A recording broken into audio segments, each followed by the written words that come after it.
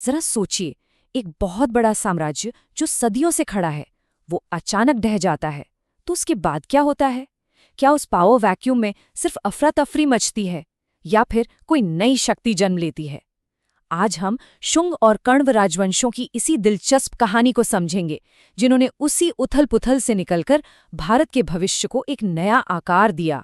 तो सवाल ये है कि क्या कोई साम्राज्य एक ही दिन में खत्म हो जाता है, या फिर ये एक धीमी, दर्दनाक प्रक्रिया है? जैसा कि हम अभी देखेंगे, एक साम्राज्य का अंत अक्सर सत्ता के लिए एक हिंसक लड़ाई को जन्म देता है, जहां वफादारी जैसी चीजों की कोई कीमत नहीं रह जाती। और बस यहीं से शुरू होती है हमारी आज की कहानी। मौर्य साम्राज्य के पतन ने एक बिल्कुल नए, अशांत और अप्रत्याशित दौर का रास्ता खोल दिया था। देखिए, एक समय था जब मौर्यों का अनुशासन और उनका सेंट्रलाइज्ड शासन पूरे उपमहाद्वीप को एक साथ बांधे हुए था। लेकिन उनके जाते ही बस केओस फैल गया। छोटे छोटे राज्य सत्ता के लिए आपस में लड़ने लगे और पूरा पॉलिटिकल सीन बिखर कर अस्थिर हो गया। तो इस नए दौर में ना 3 बड़ी चीजें हो रही थी। पहली बात, एक बड़े साम्राज्य की जगह अब दर्जनों छोटे छोटे रीजनल राजा ले रहे थे। दूसरी, मौर्यों के समय बौद्ध धर्म को काफी बढ़ावा मिला था, लेकिन अब वैदिक यज्ञ और ब्राह्मणवादी परंपराएं फिर से जोर पकड़ रही थीं। और तीसरी, उत्तर पश्चिम की सीमाओं पर विदेशी हमलावरों का खतरा लगातार बना हुआ था। और इसी केओस और अनिश्चितता के बीच से एक नई ताकत उभर कर आई, शुंग। और सुनिए, उनका सत्ता में आना कोई शांतिपूर्ण बदलाव नहीं था, ये एक क्रूर और खूनी तख्तापलट था।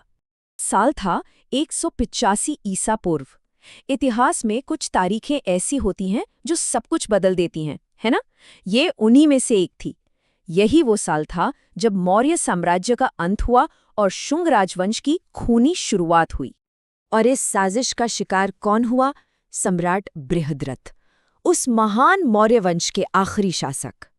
जरा सोचिए, इतनी शक्तिशाली डायनेस्टी जिसका डंका कभी पूरी दुनिया में बजता था, उसका अंत इतना अपमानजनक होगा? और हत्यारा कोई बाहरी दुश्मन या हमलावर नहीं, बल्कि उनका अपना ही सेनापति, वो इंसान जिस पर उन्हें सबसे ज्यादा भरोसा था। ये धोखा इतना बड़ा था कि इसने इतिहास का रुख ही हमेशा के लिए मोड़ दिया। और इस शख्स का नाम था पुष्यमित्र शुंग, एक महत्वाकांक्षी जनरल जिसने अपने ही राजा की पीठ में छुरा घोंपा, सत्ता पर कब्जा किया और पाटलिपुत्र के सिंहासन पर बैठकर शुंग वंश की नींव रखी। अब देखिए, पुष्यमित्र ने सिर्फ सत्ता हासिल नहीं की, उसे लोहे की तरह मजबूत भी किया। उसने मध्य भारत को अपने नियंत्रण में लिया, यवनों के हमलों से देश को बचाया और अपनी संप्रभुता का पूरी दुनिया में ऐलान करने के लिए अश्वमेध यज्ञ जैसे बड़े बड़े वैदिक अनुष्ठान किए। ये यज्ञ सिर्फ पूजा पाठ नहीं थे, बल्कि ये उसकी ताकत का खुला ऐलान थे। लेकिन शुंगों की कहानी सिर्फ सत्ता और जीत की नहीं है। इसमें विवाद भी हैं, कला भी है और कुछ ऐसे हैरान करने वाले सांस्कृतिक संबंध भी हैं जिसके बारे में शायद ही किसी ने सोचा होगा। ये एक बहुत ही दिलचस्प ऐतिहासिक रहस्य है। एक तरफ बौद्ध ग्रंथ कहते हैं कि पुष्यमित्र बौद्ध धर्म का कट्टर दुश्मन था, उसने मठ और स्तूप तोड़ दिए। लेकिन दूसरी तरफ जो पुरातात्विक सबूत जमीन से मिले हैं, वो बिल्कुल अलग कहानी बताते हैं। सांची और भरूच जैसे महान बौद्ध स्तूपों को तो असल में शुंग काल में ही और बड़ा और खूबसूरत बनाया गया था। तो सच क्या है? तो आज के ज्यादातर इतिहासकार मानते हैं कि पुष्यमित्र की नीति ब्राह्मण धर्म को बढ़ावा देने की जरूर थी, पर शायद बौद्ध धर्म को मिटाने की नहीं। मतलब वो ब्राह्मणवाद को सपोर्ट कर रहा था, लेकिन इसका ये मतलब नहीं कि वो बौद्ध धर्म को खत्म ही कर देना चाहता था। हो सकता है वो एक चतुर राजनेता था जो धर्म का इस्तेमाल अपनी शक्ति को मजबूत करने के लिए कर रहा था। और अब सुनिए उस दौर के सांस्कृतिक मेलजोल का एक कमाल का उदाहरण। एक यूनानी राजदूत था हेलियोडोरस। वो शुंग राजा भागभद्र के दरबार में आया और यहाँ आकर वो भागवत धर्म से इतना प्रभावित हुआ कि उसने भगवान वासुदेव के सम्मान में एक गरुड़ स्तंभ बनवा दिया।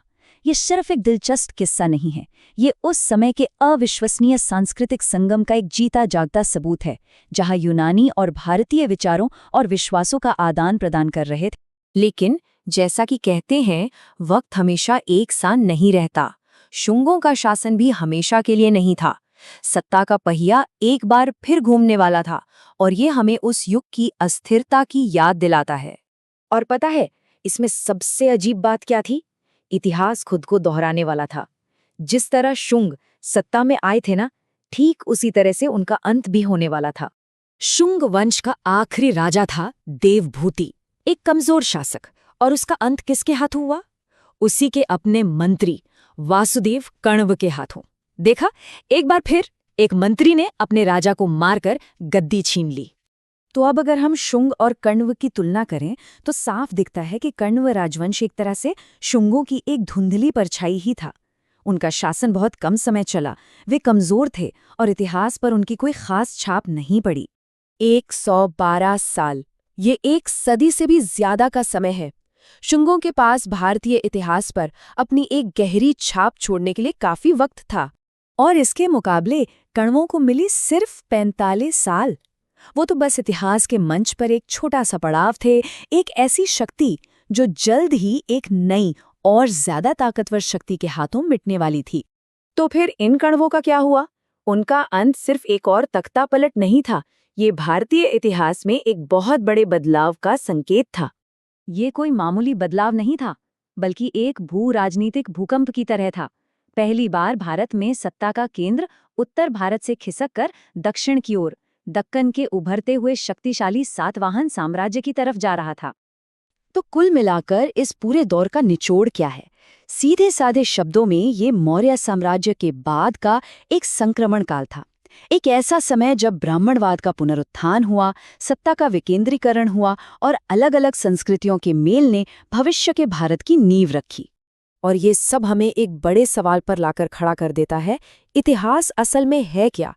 क्या ये सिर्फ अशोक और चंद्रगुप्त जैसे महान साम्राज्यों की कहानी है, या ये उन कम जाने पहचाने दौरों के बारे में भी है जो दो साम्राज्यों के बीच के खालीपन को भरते हैं? शुंग और कण्व हमें ये याद दिलाते हैं कि ये बीच के दौर उतने ही महत्वपूर्ण हो सकते हैं, क्योंकि आने वाले कल की नींव अक्सर इन्हीं दौरों में रखी जाती है।